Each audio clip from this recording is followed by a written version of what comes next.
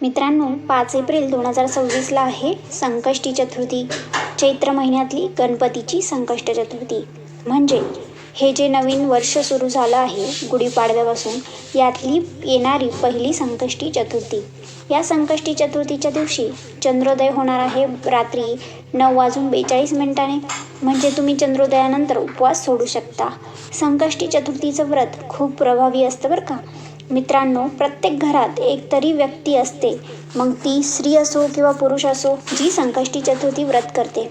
तुमच्याही कुटुंबात कोणी ना कोणी असेलच ना. पण या संकष्टी चतुर्थीबद्दल बऱ्याच घरांमध्ये गैरसमज असतात आणि म्हणूनच हा व्हिडिओ तुम्हाला गायडन्स देण्यासाठी बनवलेला आहे. त्यामुळे व्हिडिओ शेवटपर्यंत नक्की बघा. पहिल्यांदा आपण बघूया संकष्टी चतुर्थी म्हणजे नक्की काय. दुसरा प्रश्न असा की संकष्टी चतुर्थीचं व्रत उपवास केल्याने आपल्या कोणकोणत्या समस्या दूर होतात, कोणत्या समस्या असतील तर चतुर्थीचं व्रत करावं बरं. आणि तिसरा प्रश्न असा की सगळ्यात महत्त्वाचं म्हणजे संकष्टी चतुर्थीला गणेश उपासना, पूजा, व्रत, भक्ती कशी करावी बरं. चौथा प्रश्न असा की संकष्टी चतुर्थीचा उपवास कसा सोडावा. या सगळ्या प्रश्नांची उत्तरे तुम्हाला या व्हिडिओमध्ये डिटेल स्वरूपात मिळणार आहेत.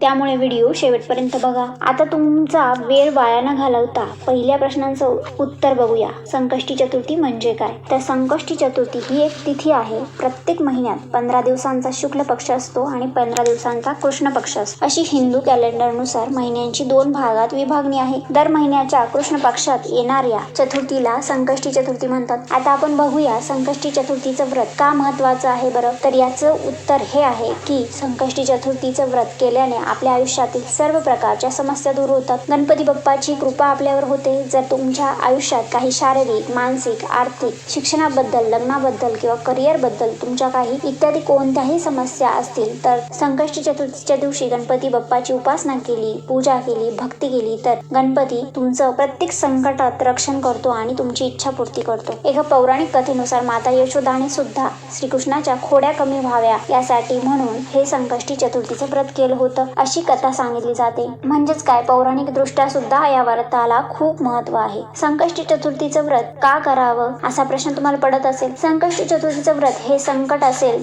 किंवा काही तुमच्या आयुष्यात दुःख, गंडांतर असेल किंवा काही विघ्न असेल, काही अडथळे असतील तर ते दूर करण्यासाठी हे व्रत तुम्ही करू शकता. हे व्रत सुख शांती प्रदान करतं, विघ्न दूर करतं, मनोकामना पूर्ती करतं, कुंडलीतील मंगळ दोषापासून तुमचं रक्षण करतं, विविध प्रकारच्या बाधा हे व्रत संपुष्टात आणतं. थोडक्यात काय, गणपती बाप्पाचा आशीर्वाद आणि कृपा आणि वरदान प्राप्त करून देणारं हे व्रत आहे. आता बघूया संकष्टी चतुर्थीचा उपवास कसा करायचा. या दिवशी दिवसभर उपवास करायचा आणि रात्री चंद्रोदयानंतर चंद्रदर्शनानंतर तो उपवास सोडावा. या दिवशी तुम्ही उपवासासाठी फराळ करू शकता, फलाहार करू शकता. पण रात्री मात्र उपवास सोडताना जे जेवण कराल त्यात कांदा, लसूण नसावा. ते भोजन कांदा लसूण विरहित असावं, सात्विक असावं आणि भोजन करण्याआधी रात्री चंद्रोदयाचा काय टाइम आहे हे कॅलेंडर मध्ये नक्की बघून घ्यावं आणि मग चंद्राचं दर्शन करावं, गणपतीची आरती करावी आणि मगच उपवास सोडावा. या दिवशी गणपती बाप्पाला त्यांच्या आवडीचे मोदक किंवा जसा तुम्हाला जमेल त्या प्रकारचा गोडाचा नैवेद्य तुम्ही नक्की करू शकता. अगदी काहीच नाही जमलं तर तुम्ही घरच्या घरी शिरा बनवून गणपतीला त्याचा नैवेद्य ठेवू शकता. अगदी साधं सोपं हे व्रत आहे पण अत्यंत प्रभावशाली आहे. आता आणखी एक महत्त्वाचा प्रश्न आहे की संकष्टी चतुर्थीचं व्रत किती दिवस करायचं. काही लोक आयुष्यभर हे व्रत करतात तर काही लोक विशिष्ट इच्छा बोलून काही काळापर्यंत हे व्रत करू शकतात. जर तुम्हाला स्पेसिफिक किंवा एखाद्या गोष्टीसाठी, इच्छेसाठी हे व्रत करायचं असेल तर तुम्ही संकल्प करून देवाला सांगून 7 चतुर्थी किंवा 5 चतुर्थी कराल, 11 चतुर्थी कराल किंवा 21 चतुर्थी कराल असं सांगून व्रत करू शकता. तुमच्या संख्येनुसार तुम्ही हे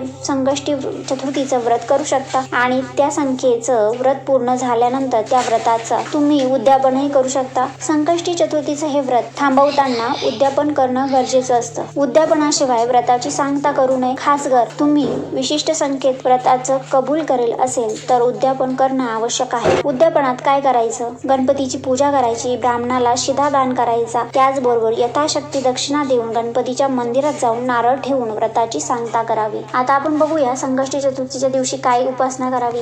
मित्रांनो, तुम्ही अनेकदा हे पाहिलं असेल किंवा ऐकलं असेल की अनेक जण व्रत करतात, उपवास करतात, खूप सारे संकल्पही करतात, पण कोणताही त्यांना अनुभव येत नाही. जर असं असेल तर तुम्ही व्रत करायला कुठेतरी चुकताय हे लक्षात घ्या. कारण कुठलंही व्रत करताना काही नियम असतात, अटी असतात, ते पाळणे, काटेकोरपणे पाळणे गरजेचं आहे. आता संकष्टी चतुर्थीच्या दिवशी काय करू नये हे बघूया. या दिवशी खोटं बोलू नये, मांस, मदिरा याचं सेवन करू नये. मग उपवास पकडला असो वा नसो, पण शक्यतो ह्या निगेटिव्ह गोष्टी करणं टाळावं. कोणाला त्रास देऊ नये, कोणाला त्रास होईल असं वागू नये, अपशब्दांचा वापर करू नये, शिव्या शाप देऊ नये. संपूर्ण दिवस सात्विक विचार करावा, गणपती बाप्पाची पूजा, आराधना, भक्ती, नाम जप करावा. चुकूनही राग आला तर कंट्रोल करावा. मनातल्या मनात जेव्हा जेव्हा राग येईल तेव्हा गणपतीचं नाव घ्यावं, जेणेकरून मनातल्या मनात ती इच्छा मरून जाईल रागाची.